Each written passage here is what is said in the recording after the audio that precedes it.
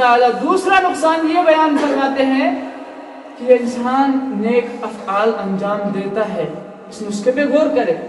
یہ انسان نیک کام تو کرتا ہے لیکن بد کام بھی کرتا ہے. یہ انسان نماز پڑھتا ہے لیکن نماز پڑھنے کے بعد جو ہی مسجد سے باہر نکلا بے حیائی میں ملوث ہو گیا. یہ انسان نماز پڑھتا ہے, رب العالمین اسے توفیق دیتا ہے کہ اس نے مغرب کی نماز ادا کر لی, لیکن جو ہی مغرب کی نماز ادا کرنے کے بعد یہ مسجد سے باہر نکلا, وہاں پر کسی اپنے مسلمان بھائی پر تہمت لگا دی, کسی مسلمان کو ذلیل کر دیا. یہ زکات دینے والا بھی ہے لیکن پھر ساتھ میں احسان جتلانے والا بھی ہے.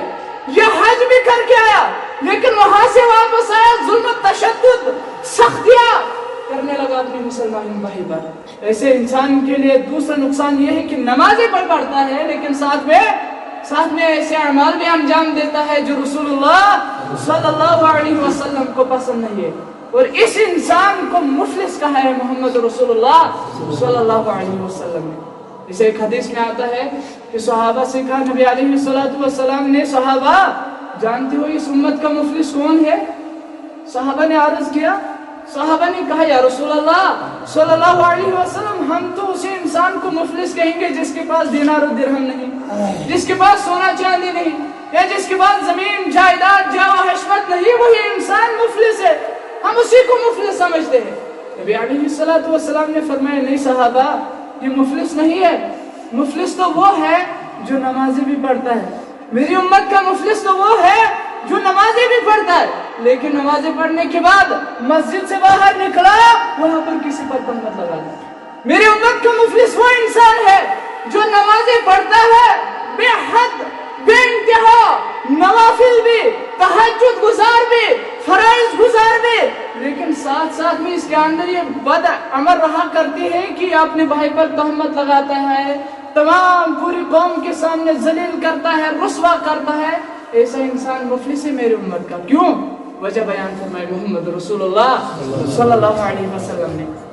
بیان فرمائے جب یہ انسان اس دنیا سے رخصت کر جائے گا نا, یہی انسان جو نمازیں پڑھتا ہے پھر مسجد سے باہر نکلنے کے بعد احتیاط کرے اس چیز سے.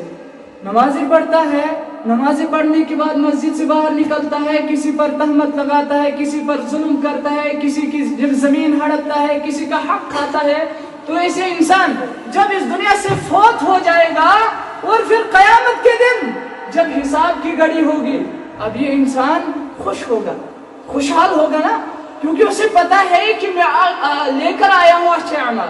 اسے پتا ہے میں نماز گزار تھا, میں تہجد گزار تھا, میں نوافل گزار تھا, میں نے حج بھی کیا ہے, میں نے باقی دین امور کے تمام افعال کو انجام دیے, خوشحال ہوگا.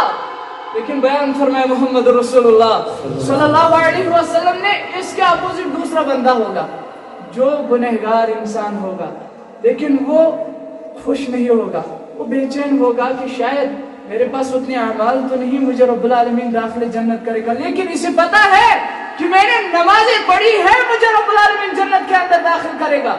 پھر جب وہاں پر حساب کی گھڑی آئے گا, یہی ظلم جس پر کیا ہے آپ لوگوں نے, جس کا حق کھایا ہے اس نمازی انسان نے, یا جس پر تہمت لگا دی ہے اس نمازی انسان نے, جس کو ذلیل و خوار کیا ہے قوم کے سامنے اس نمازی انسان نے. بیان فرمائے نبی علیہ السلام یہ کھڑا ہوگا, اللہ یہ وہ بندہ ہے جس نے میرے لیے اچھائی کے دروازے بند کر دیے تھے دنیا کے اندر.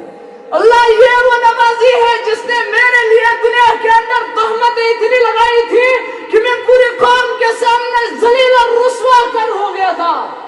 اللہ یہ وہ انسان ہے جس نے دنیا کے اندر میرا حق کھایا ہوا تھا.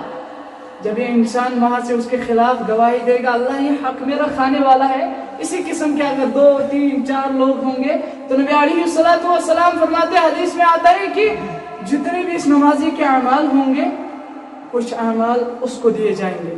مثال, آپ نے 4 بندوں پر ظلم کیا ہے, آپ کے پاس 4 اعمال ہیں, ایک عمل ایک کو دی جائے گی, دوسرے عمل دوسری کو, تیسرے عمل تیسری کو, چوتھے عمل چوتھی کو, اور پھر اعمالوں سے یہ انسان نمازی کیا ہو جائے گا, خالی ہو جائے گا, اس کے پاس کوئی بھی عمل باقی نہیں رہے گی. اب بچے وہ انسان جن کے پاس گناہ بھی ہے ثواب بھی ہے, جن پر اس نے تہمت لگائی ہے, اب ان کے پاس گناہ بھی ہے ثواب بھی ہے, پھر کیا کیا جائے گا؟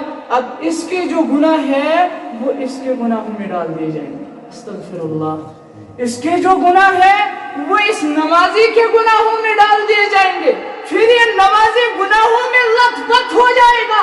یہ نمازی انسان جہنم کے اندر داخل ہوگا اور یہ گنہگار انسان یہ مفلس ہوگا. میری امت کا نبی علیہ الصلوۃ والسلام نے بیان.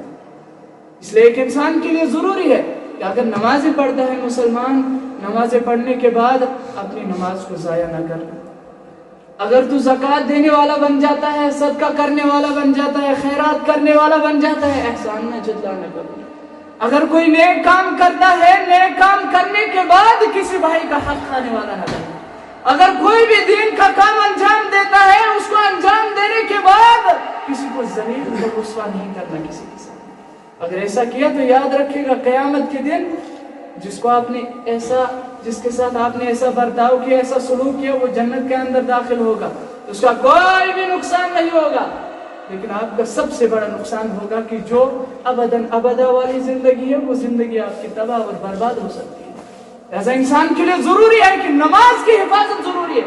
خالی نماز پڑھ کے پھر باہر جو من میں آیا وہ کیا نہیں، بلکہ نماز پڑھنے کے بعد اپنی زبان کی بھی حفاظت، نماز پڑھنے کے بعد اپنے ہاتھوں کی بھی حفاظت. اور یہ مومن کی علامت بیان فرمایا محمد رسول اللہ صلی اللہ علیہ وسلم نے.